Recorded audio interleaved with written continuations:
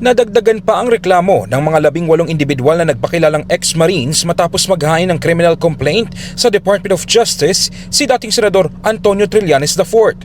Kasama rin sa inireklamo ang abogadong si Levito Baligod, dating kongresistang si Mike Defensor, broadcaster na si Jay Sonsa, dating tagapagsalita ng National Task Force to End Local Communist Armed Conflict na si Lorraine Badoy at vlogger na si Kathy Binag.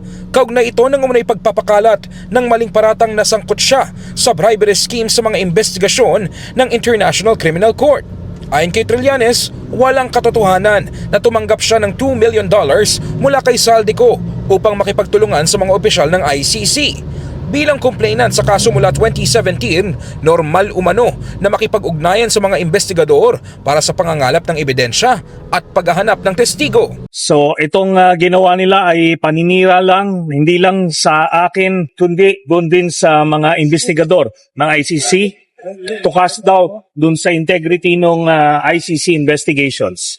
Idinidiin ni Trillanes na pasimuno umano ng Duterte Camp ang pagpapakalat ng mga alegasyon laban sa kanya.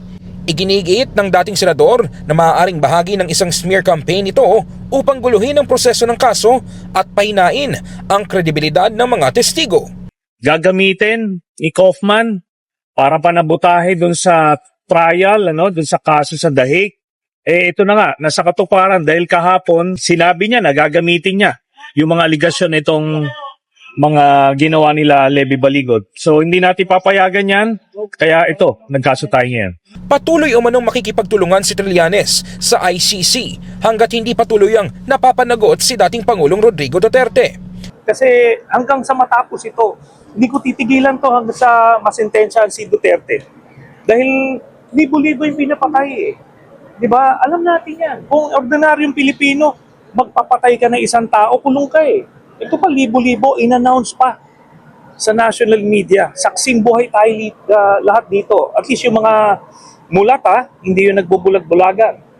In the heart of changing lives, ako si Brigada Ino Flores ng 105.1 Brigada News FM Manila.